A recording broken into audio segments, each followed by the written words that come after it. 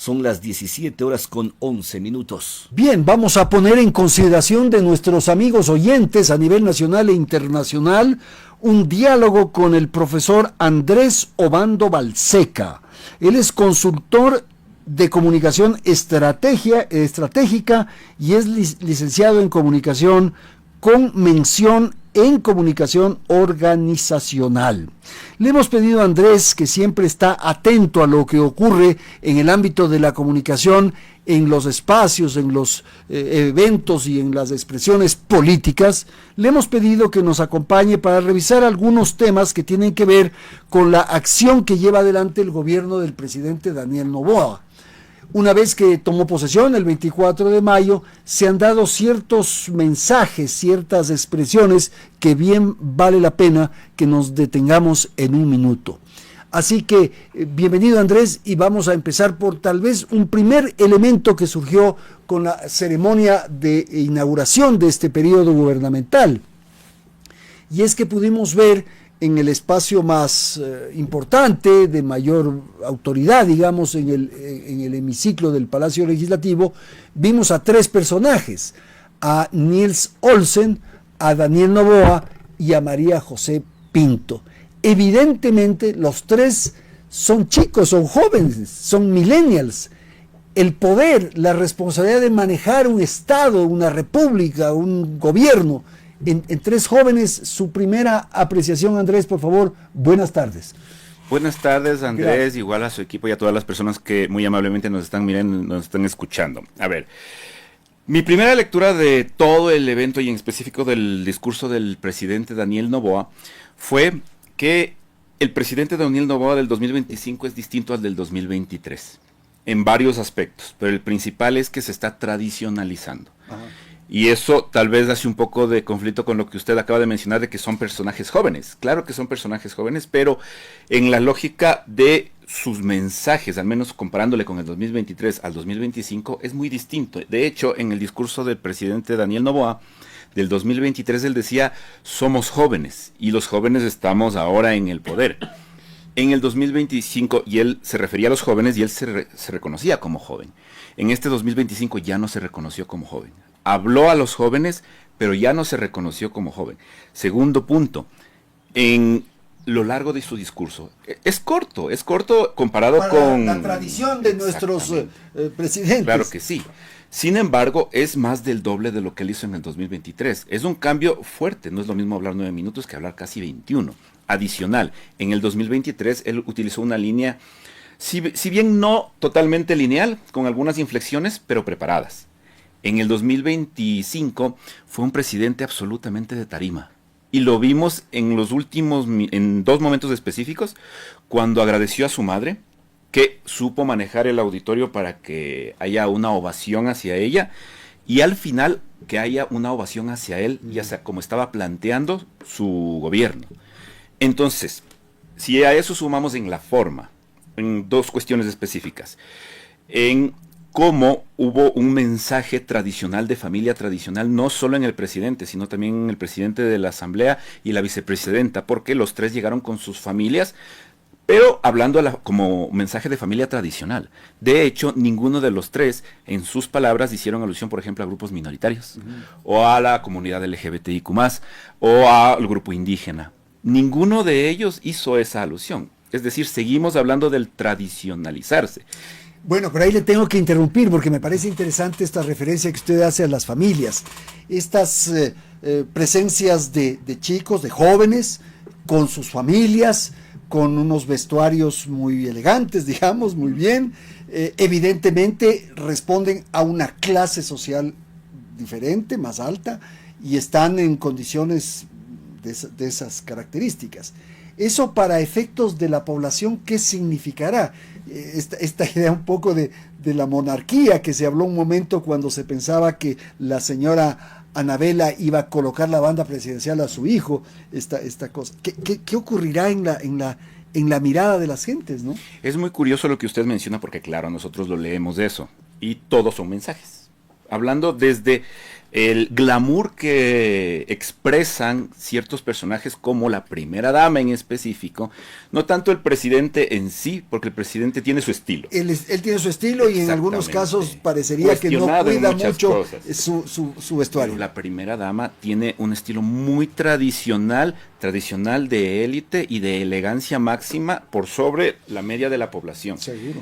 Que es muy similar al que tiene la madre del presidente, la asambleísta Annabella Singh, que se ha caracterizado a lo largo de su vida también por tener esa discreción elegante, que eso también envía un mensaje de aspiración. Y a muchas personas, al ver esta pareja de lujo, esta pareja bien parecida del presidente y la primera dama, también lo ven como una figura aspiracional. Es yo quiero y podría llegar a ser como ellos y estoy orgulloso de que personas así sean mis presidentes. Desde un segmento nada más. Yo admiro porque están en estas condiciones y ellos sí me pueden gobernar. Precisamente. Esto ha existido a lo largo de la humanidad desde el siglo XVI, inclusive cuando algunos reyes se ponían polvo blanco para parecer distintos y la gente del común hacía lo mismo.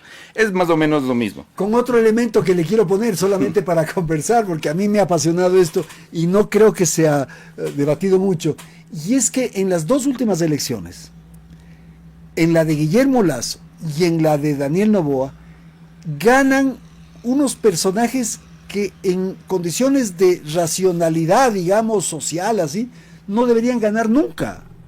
O sea, que gane un banquero en el Ecuador es imposible, o era imposible. Nadie daba posibilidad de que un banquero pueda ganar. Un banquero, además, millonario, rico, con muchos recursos. Y luego que gane Daniel Noboa, que es evidente, representa, para ponerlo entre comillas, para no parecer agresivo, pero a la oligarquía. O sea, una fortuna, la fortuna más grande de este país. ¿Cómo entender? Bueno, aquí también es curioso y hay que tener algunos elementos técnicos claros, como por ejemplo, ninguna elección es igual. Esto a lo largo de la academia y a lo largo también del ejercicio profesional lo vemos, cada elección es distinta, se parecen pero no son lo mismo. Se me viene a la mente ahorita con lo que usted menciona de estos personajes disruptivos que llegan a romper el tablero político y se me viene a la mente la elección de 1988. Cuando apareció Dalá Bucaram Ortiz y estuvo en constante lucha con Rodrigo Borja. Claro. Y en esa etapa, de hecho, se cuestionaba muchísimo de que Rodrigo Borja, el entonces candidato antes de ganar la presidencia, él utilizaba muchos argumentos y él hablaba de los problemas de la sociedad, mientras que Abdalá Bucaram le insultaba. Y solo cosas que no voy a decir, pero que recordamos. Era totalmente disruptivo y él tuvo un impulso muy grande que luego le sirvió para llegar a la presidencia. Aquí, en cambio, estas cuestiones tienen que ver mucho con el sentimiento y cómo está en cada sociedad. En esa sociedad encajó ese mensaje porque estaba harta de otro mensaje. Y aquí pasó relativamente lo mismo. A lo largo de los 10 años de la Revolución Ciudadana o del correísmo, fue un gobierno muy radical en muchos aspectos y en eso también la relación con la gente, con cierto sector. Porque el sector que era de su voto duro tenía otro tipo de lectura de los mensajes. Pero cuando cambió eso en el 2017 con la presidencia del expresidente Lenín Moreno, ahí se dio un cambio de la gente, especialmente de los moderados o de los indecisos, hacia la derecha, porque se sentía que la izquierda en ese entonces relacionada con la Revolución Ciudadana iba a ser absolutamente autoritaria y que la derecha era mucho más amplia y de libertades. Por eso usted, ahora que lo menciona y dice, ¿cómo es posible que gane un banquero frente a una sociedad que es muy de clase media para abajo? Es por lo que ya vino atrás. Ahora, también esto tendría que ser un análisis más sociológico, ¿no? Y antropológico. Quizás muchos votan por alguien que está en una condición social más alta, porque él sí me puede gobernar, él sí me puede ordenar, él sí está bien que me dé órdenes, que me disponga lo que tengo que hacer. Yo no voy a dar mi voto por alguien igual o menor. Un poco por ahí podría ser también, ¿no? Eso depende del segmento. En comunicación estratégica siempre vemos públicos y mensajes, y también acciones. Los públicos que reciben mensajes así es un público muy determinado. Por ejemplo, en el que se guía por el argumento de autoridad. una persona más preparada, una persona con mayor experiencia, en mi lógica de ese segmento, tiene mayor capacidad de gobernarme. Más plata, él porque tiene más plata, tiene más poder, más autoridad, más cosas. Otro segmento, por ejemplo, cree que esas personas no son aptas, claro, y que solo van a enriquecerse, y por el otro lado buscan un igual, que claro, es una persona del pueblo, digámoslo de a pie. Sí. Pero esto también es una consideración muy curiosa en lo que usted está mencionando de cómo interpretamos estas situaciones, y es porque lo que hemos visto a lo largo de los años en estas últimas elecciones es que la polarización define muchísimo cómo se comporta el voto. ¿Y a qué me refiero? El presidente Guillermo Lasso, que era de derecha, el presidente Lenín Moreno, que también se hizo un gobierno de derecha, y el último año y medio del presidente Daniel Noboa estuvo lleno de errores. Pero esos errores no representaron una afectación en su intención del voto ni en su aprobación en mayor medida. Bajaba puntos pocos, inclusive con la crisis eléctrica, pero no demasiado. Y esto se debe específicamente a la polarización. No, claro, pues el mejor aliado que han tenido estos gobiernos a los que usted se ha referido es Rafael Correa. Porque frente al Rafael Correa autoritario, violento, agresivo, en fin, como lo conocemos, y lo que hizo en el gobierno, bueno, yo le perdono todo a Daniel. Yo le perdono todo a Guillermo. Esa es más o menos la lógica. Esa es la lógica. Y también el aquí hay algo. Aliado, el que los protege a ellos es Correa, porque si no existiera Correa, mucha gente sí sería crítico, cuestionador, en fin. Claro, y aquí también tenemos que hablar de algo que, bajo mi lectura y los análisis que he hecho, es un poco la contradicción del socialismo. ¿Y cuál es la contradicción del socialismo? Que es más bien una paradoja. La paradoja es que el socialismo busca mucho enfocarse en los segmentos populares y tratar de brindar igualdad o la justicia social. Pero hay un momento en el que ese segmento de la sociedad va creciendo. Y en el momento en el que crece y se hace clase media, hay un conflicto con la mentalidad socialista y más bien se adapta a una mentalidad más mercantilista. Ahora, sí, es probable que hay muchos que estén ascendiendo socialmente, y naturalmente, ahí es cuando se separan. Y ahí cambian, pero en mi criterio yo creo que aquí no hay ni siquiera valores ideológicos. O sea, hay muchísima gente que votó por Daniel Noboa sabiendo que es de derecha, sabiendo que es que proviene de una fortuna, de un sector muy adinerado. Saben perfectamente, pero no les importa. Votan por Daniel para que no venga Correa. Precisamente lo que estábamos hablando. Prefiero al diablo, pero que no venga Correa, para llevar al extremo. En eso se basa la polarización. Claro. La polarización es una actuación no racional de un entorno basado en los sentimientos principalmente de odio o de temor. Y ahí sí se basaron las campañas de la segunda vuelta. Básicamente en el miedo a que desdolaricen el Ecuador. Claro. Y del otro lado igual al miedo de que sigamos en los problemas que tenía el país. Pero bueno, dentro de la polarización también hay un segmento que son los moderados, que es el segmento que pone el presidente. Ya nos dimos cuenta en el 2023 que fue así, porque en el 2023, en la primera vuelta, el presidente Daniel Noboa logró captar ese voto. ¿Con qué mensaje? Y aquí podemos hablar de nuevo del Daniel Noboa del 2025, del 2023. En el 2023 el presidente decía que es un antinada, que es un pro Ecuador, que el anti tiene techo. En el 2025 ya no lo dijo eso, porque es un público totalmente distinto al que se refiere ahora. El candidato del 2023 al candidato del 2025 le preguntaría probablemente ¿quién eres? Ok, Andrés, volvamos al principio, los personajes que están ahora. Y hay una persona que tiene, me parece, una presencia importante, estelar, en el gobierno, que es la vicepresidenta de la República, María José Pinto. ¿Qué ocurre con esta también joven, esta chica, digamos, y cuál cree usted que puede ser el rol y de qué manera vamos a tener vicepresidenta esta vez?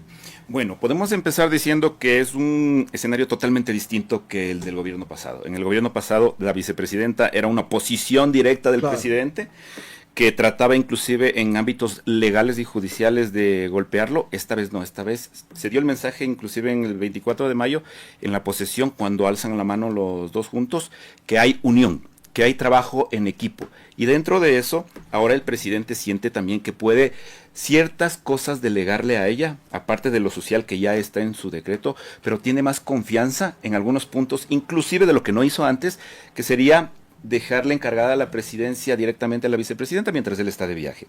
Ahora, dentro de las funciones sociales que tiene la vicepresidenta, que está la salud mental, la educación intercultural, el embarazo adolescente, la desnutrición crónica infantil, hay otro personaje que ya es muy fuerte en todo el eje social de Daniel Noboa, que es la primera dama. La primera dama, Lavinia Balbonesi, ha estado trabajando. ¿No cree que ella tiene años. simplemente una figuración, digamos,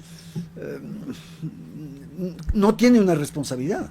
Legalmente no existe el papel de primera dama, No hay. pero eso no evita que a través de su posición también pueda facilitar ciertos proyectos a nivel de su fundación o del proyecto ANA, que es el que ella lleva a cabo en el eje social, que ella lo ha resaltado de que es con inversión privada, que no tiene nada que ver con el sector público. Eso es relativamente cierto porque la influencia de la primera dama siempre va a estar ahí en la función pública para cualquier evento, claro, cualquier cuestión que haga. Entonces, teniendo al eje de la vicepresidenta desde la parte social y al eje de la primera dama también desde el eje social, hay dos escenarios. El primer escenario es que logre haber una articulación perfecta entre las dos y se potencie la gestión social del gobierno, y esto lleve a dar impactos muy positivos dentro de los números de desnutrición crónica infantil, de educación, de salud mental, de programas, etcétera. O sea, que trabajen juntas las dos. Y que sea algo muy fuerte. Y la otra es que hay una pugna interna a la que ya nos tiene acostumbrados Carondelet. ¿Qué puede ocurrir eso también? O sea, que haya celos, dificultades. Que eso es algo que ha pasado y pasará y sigue pasando. Y es parte de la vida de los seres humanos. O sea, pueden haber tensiones, dice usted. Estamos esperando a ver cómo avanzan las cosas. ¿Por qué? Sí, la primera dama no tiene un papel legal, pero es la esposa del presidente. Claro.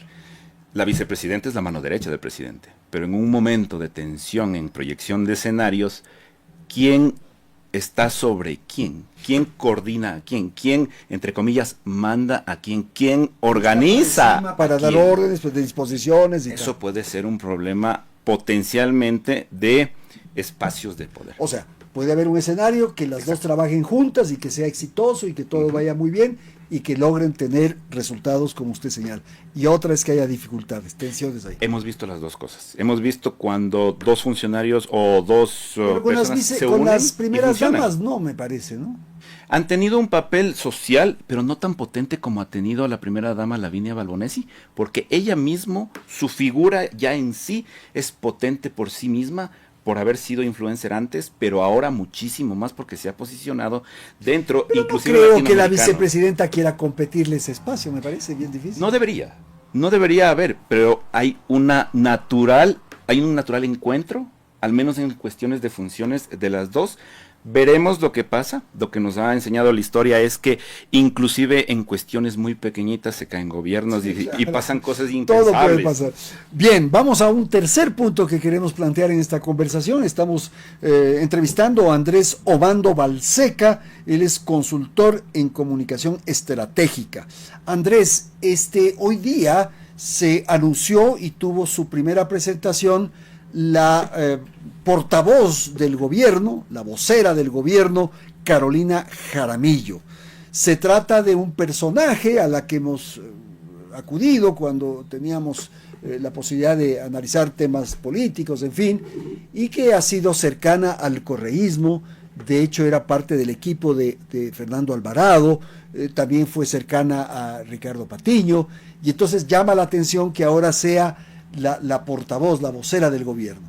Pero antes de analizar eso, el rol, la función de vocera, en este caso, por tratarse de una mujer, ¿cómo explicarle un poco a nuestra audiencia? Perfecto. A ver, lo primero que podemos decir aquí es que hay muchos estilos de portavoces o de comunicación a lo largo y ancho del mundo. Hay uno muy imitado que es del estilo Casa Blanca, de la Casa Blanca, que es un secretario o secretaria de prensa que habla a nombre del gobierno y del presidente y tiene una relación directa con los medios de comunicación, una relación íntima. De hecho, en la Casa Blanca hay pequeñas oficinas o pequeños cubículos que tiene cada medio de comunicación porque los briefings son diarios. De ahí, el objetivo de esto es no quitarle importancia al presidente, pero centralizar mensajes, que eso es lo principal. Dentro de eso podemos ver que hoy se está tratando de implementar en forma y en fondo En forma, por ejemplo, tenemos el logo de Carondelet, que es igual al de la Casa Blanca, tenemos el podium con el escudo, hay de hecho ya un escudo diseñado de portavoz de Carondelet, hay toda la estrategia, el azul, las cortinas, todo. Ahora, en la parte de fondo, esto ya viene lo que es complejo. Porque un portavoz tiene dos momentos específicos o dos segmentos cuando hace su trabajo. El primero es el de briefing, que es el contar lo que está haciendo el gobierno o los puntos que fue lo que contó hoy la portavoz. Y el segundo, que es el más importante, el relacionamiento con los medios, que es con los periodistas. Y esto en el estilo Casablanca es directo. Inclusive la portavoz es la que da la palabra a los periodistas y responde sus inquietudes. Según la secretaria de Comunicación, Irene Vélez, el objetivo de tener a la portavoz ahora es acercar el gobierno a la prensa y posicionar los mensajes gubernamentales. Hoy en la primera sesión no funcionó ninguno de los dos. ¿Por qué? El primero, el acercar el gobierno a la prensa. Hoy se sintió una paz armada en el Palacio de Carondelet. La portavoz estaba a la defensiva y los medios estaban expectantes. ¿Qué pasó? En cuestiones muy simples de comunicación. En las preguntas que le hicieron a la portavoz, ella respondía básicamente ya lo dije antes, lo voy a volver a decir, con una lógica de pongan atención que ya les dije. La segunda es, no lo sé, voy a consultar. Eso es de manual. No está mal, pero siempre y cuando no se repite muchas veces, porque ahí da la impresión de que no tiene conocimiento, que es lo que pasó hoy.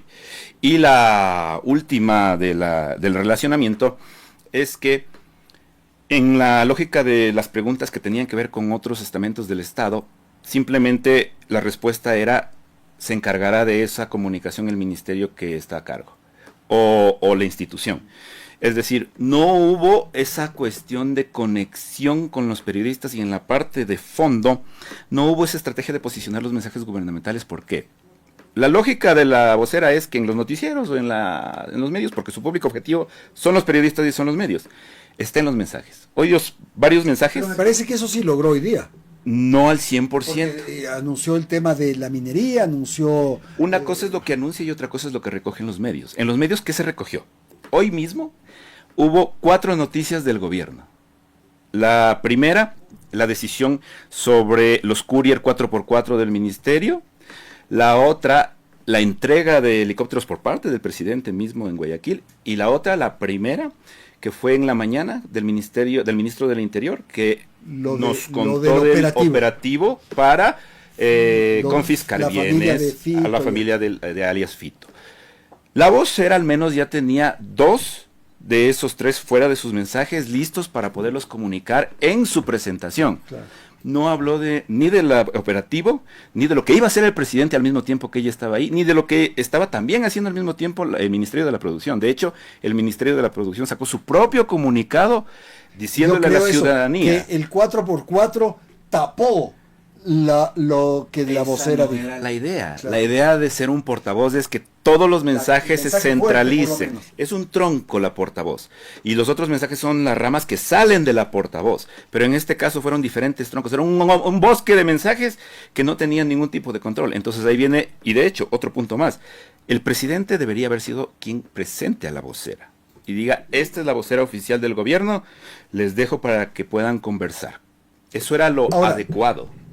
Este tema de vocero, de portavoz, como se llame, es un asunto extremadamente complejo, porque tiene que atender las exigencias externas, digamos, de lo que exige, lo que piden los periodistas, la opinión pública y tal, tiene que atender eso, y también internamente, porque es probable que estas observaciones que usted está formulando y otras, y una metedura de pata que puede ocurrir, sea criticada internamente.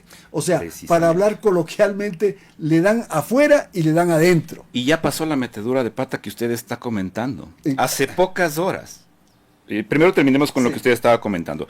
Es muy difícil porque depende de una personalidad el tratar con periodistas. Una persona que está a la defensiva no va a poder conectar con los periodistas y los periodistas se van a dar cuenta de eso y va a ser un estorbo para su trabajo en lugar que un apoyo.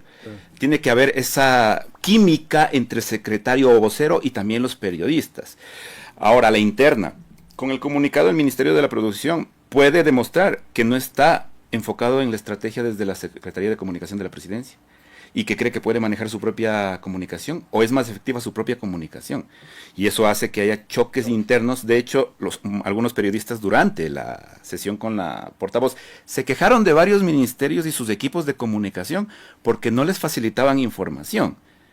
Y era también ponerle un poco contra la pared a la portavoz, que la portavoz, de nuevo el mensaje de prácticamente esa no es mi responsabilidad, dividiendo y no siendo la estrategia que se espera. Ahora la metedura de pata. A ver, ¿cuál?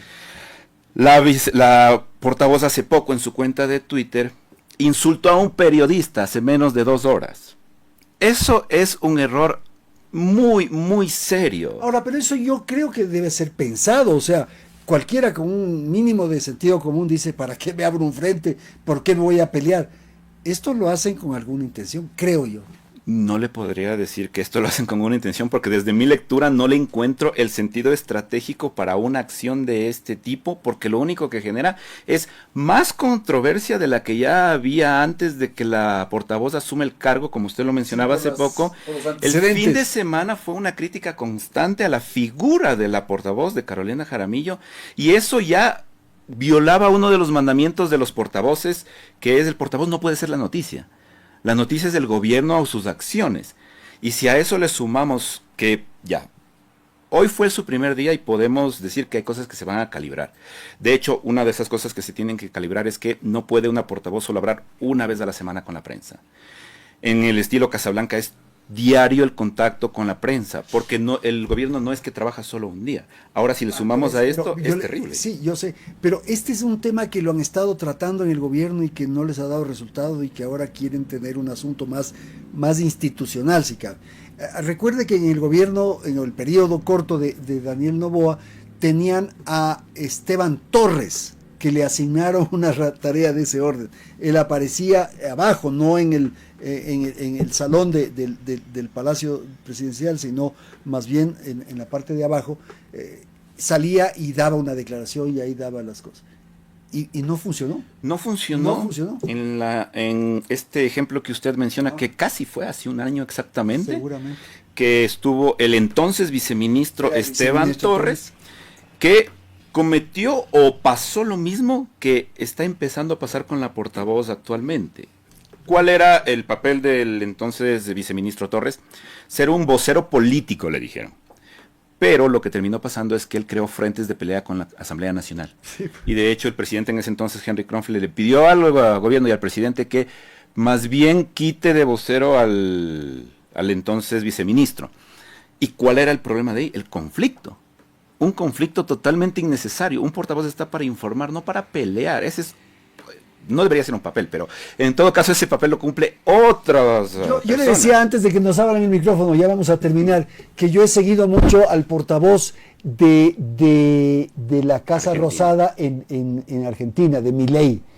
Este era un señor, una persona que enfrentaba a los periodistas y se peleaba con los periodistas, que era un estilo, una forma, no sé, pensada igualmente. Tiene que haber algún nivel de estrategia. A mí me parece muy absurdo que alguien que se posesiona y que tiene todos estos cuestionamientos, hoy día, como usted bien señala, hace 2 horas, ponga un tuit peleando con Martín Pallares, concretamente. O sea, me parece absurdo, no tiene lógica. Claro, depende mucho de la estrategia de la presidencia y del presidente mismo, lo que usted menciona en Argentina. Ahí no hace tanto ruido porque el presidente tiene una personalidad muy fuerte. Claro. Entonces no hace, más bien es en concordancia, claro, por su personalidad, que sus representantes también tengan esa vehemencia o inclusive en algunas ocasiones de esa violencia.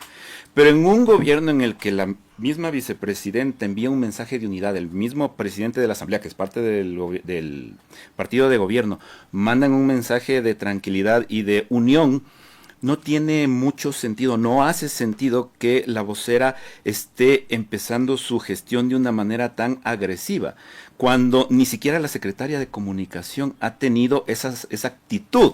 Entonces, hay algo que no está funcionando, que hay que recalibrar, o si no, probablemente tomen decisiones radicales en cuestiones de horas y sería lamentable por el intento. Hay que estar monitoreando esto, porque hay que ver cuáles son un poco las cosas que están pensando. Como yo digo, nadie puede ser tan loca en este caso, de escribir un tuit en esas condiciones cuando asumió hoy recién las funciones. Sería un suicidio. Muchísimas gracias, profesora, muy amable. Ha sido Andrés Obando Balseca, consultor de comunicación estratégica.